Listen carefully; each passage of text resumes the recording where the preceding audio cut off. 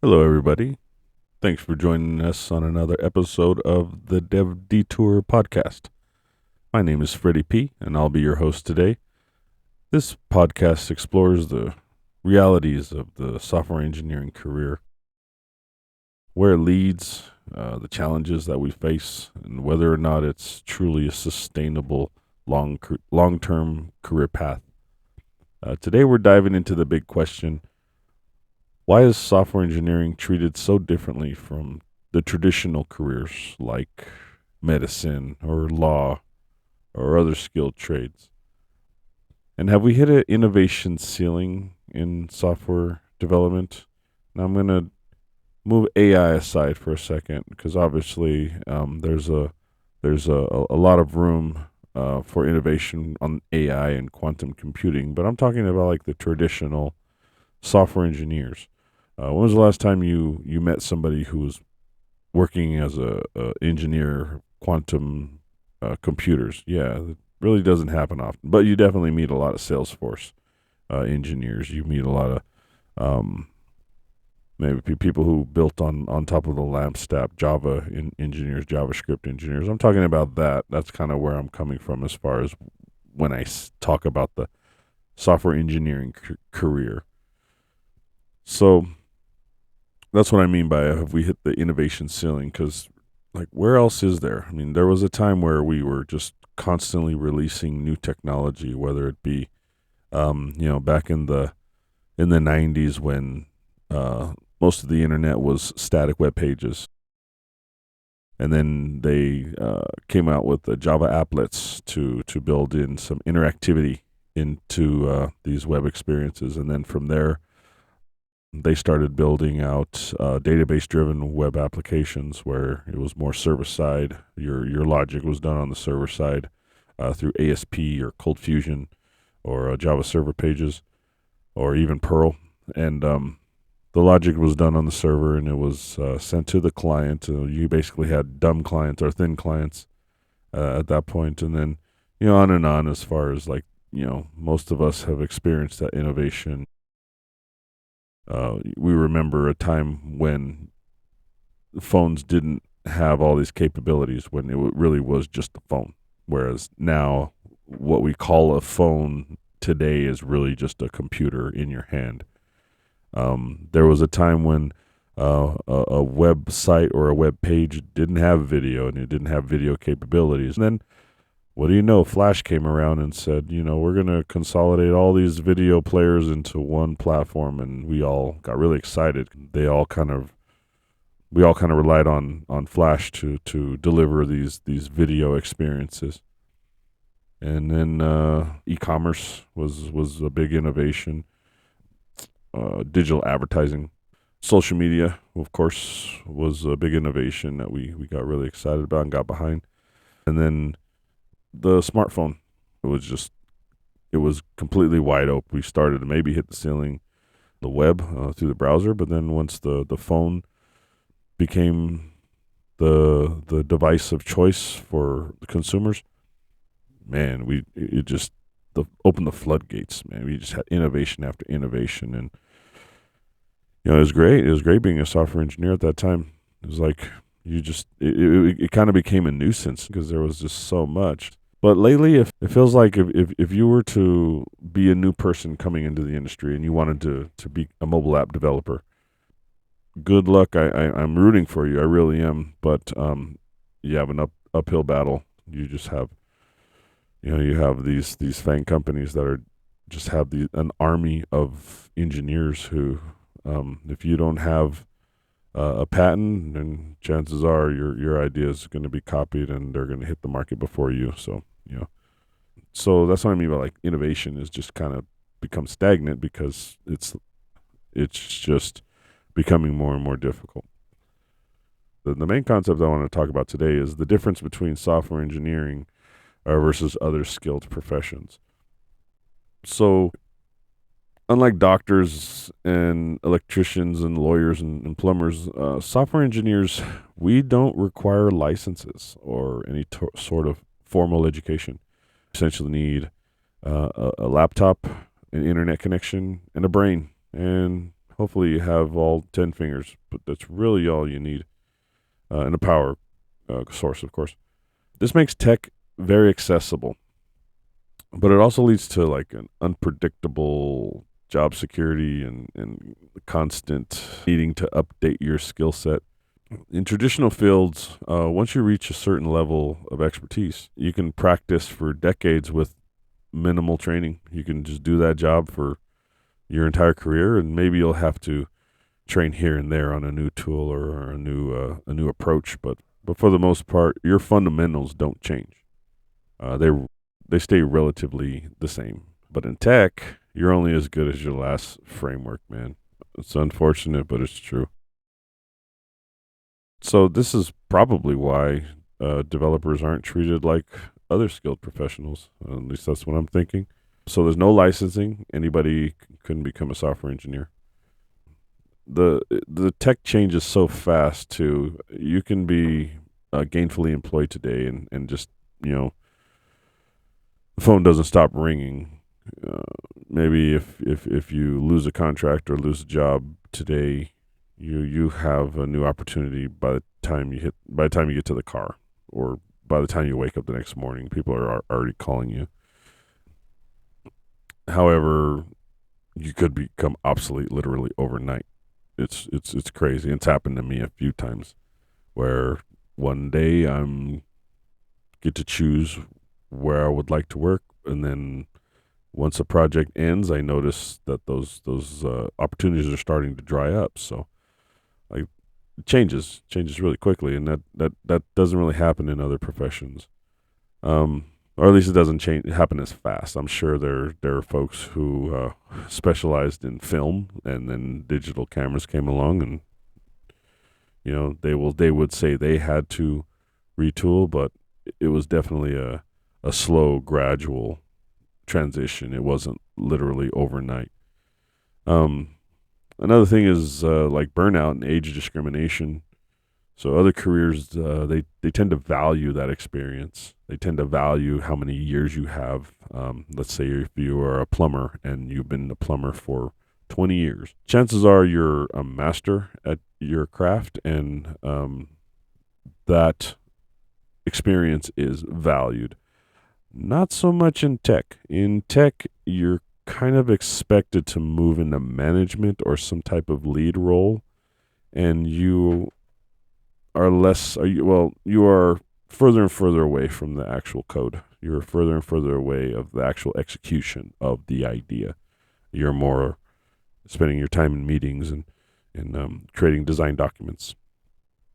So that's different. And then finally, the last thing I can think of is just this hustle culture. If you're an electrician, you can work long hours, but eventually you will become fatigued, and you need to take a break. You need to rest in order to work that next job. But with tech, it feels like you can work 7 days a week, 16-hour, 20-hour days, and get almost no sleep.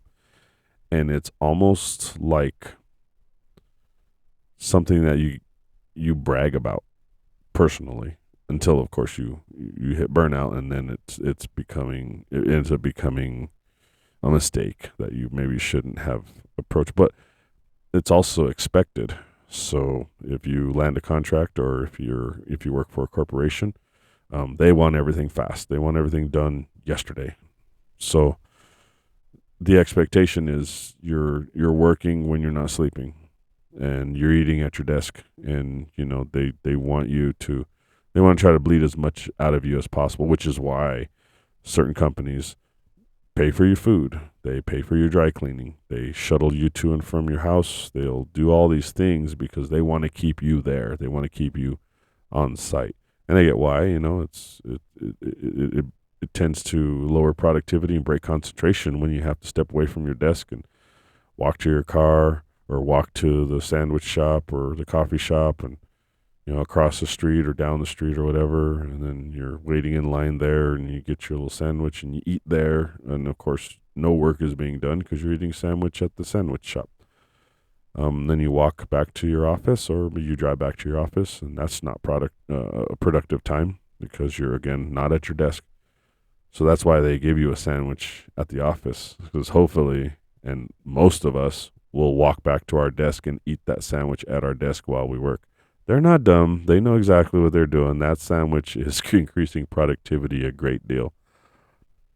So it's just different. This is a different profession, you know. I'm not going to complain the whole time because I was also paid a lot better uh, working in software than I was working in demolition. So it's not all bad, I'll say. So, like, let's talk a little bit about the differences in the profession. I know I already covered that you don't need a formal education um, to be a software engineer, but I'll give you a little bit of a history of how I did it. I actually did get a formal education back in the '90s. My options were a computer science degree or a computer information systems degree. I chose computer information systems because I didn't want to become a programmer. I dreaded my programming course. I hated it. I said, why would I spend my time writing 50 lines of code to come up with the sum of five numbers? That just seems like a waste of time. Haha, go figure. Ended up becoming a software engineer in the end. But I chose to focus on database technology in college. So I have a 4-year degree. I have a bachelor's degree in computer information systems with the emphasis on database technology, so Oracle and SQL Server. But at the time, I'm talking like 97, 98, this thing called the World Wide Web was becoming more and more popular. And I didn't have access to it when I was younger. I didn't have access until I was in college. But I thought, wow, this is pretty cool. I think I like building web pages. They were really just really simple web pages using icons and text. Wasn't really anything special.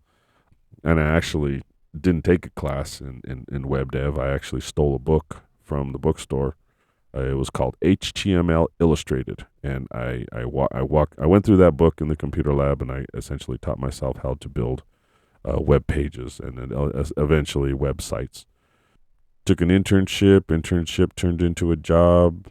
Had a job for a while. Got laid off. Got another job. And it just the cycle continued. And before I knew it, I was connecting web pages to databases. We called them database-driven web applications. So I just kind of found myself in a perfect space with between my degree and my hobby. They just kind of came together and turned into a profession for me. So you could get a formal education or you could be a self-taught individual, or you can do both. And that's kind of what I did. So, like I see other professions like let's say like if you wanted to go into medicine, if you wanted to become a doctor or a surgeon, I see those professions having a progression. I see them having a roadmap and a checklist. This is how you become that. Plumbing. My first job was working with my uncle, and we did plumbing, specifically irrigation systems. But I can see a path that would ultimately lead you to becoming a master plumber, a master electrician. They've done it for so long. So I see these progressions. Let's say you wanted to become a carpenter. You're looking at like 2-3 millennia of experience there. So it's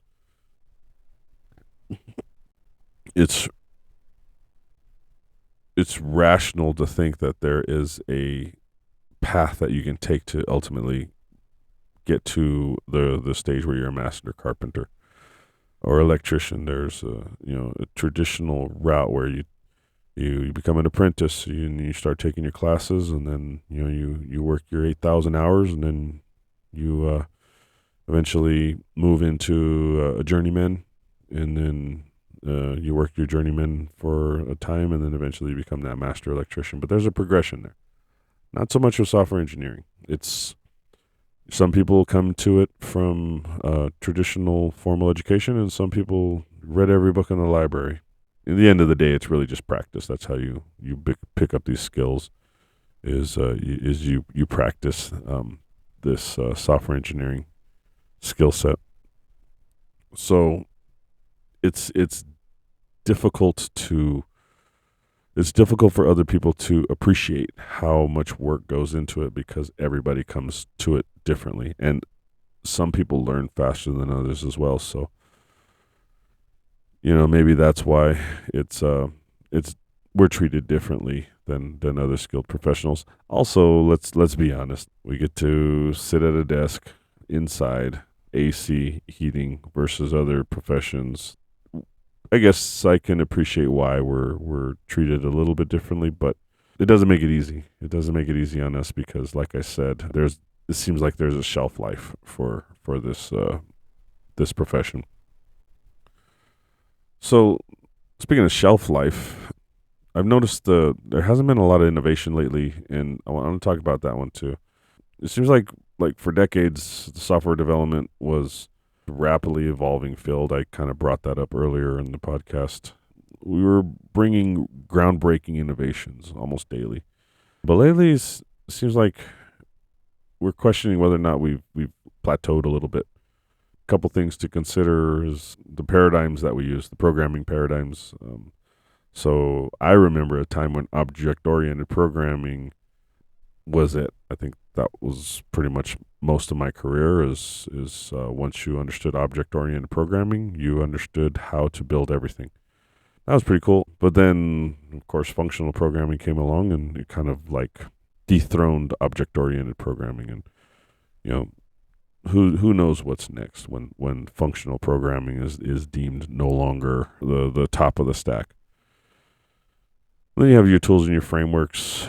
So new frameworks emerge, but are they truly innovative? Like, are they truly like the best way to do things, or are they just repackaging old ideas?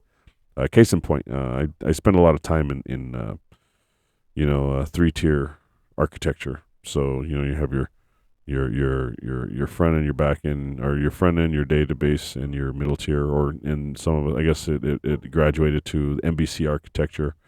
You spend a lot of time in lab stack, which is that uses a lot of MVC concepts. But now everything is kind of like moved into like microservices, cloud, serverless, what have you. Well, at least it did for a while. So I spent a lot of time in MVC, but then all of a sudden it seems like with the introduction of JavaScript frameworks for the front end, it seems like a lot of logic was actually moved to front end. You had your API layer, but for the most part, your front end was kind of where most of the work was done.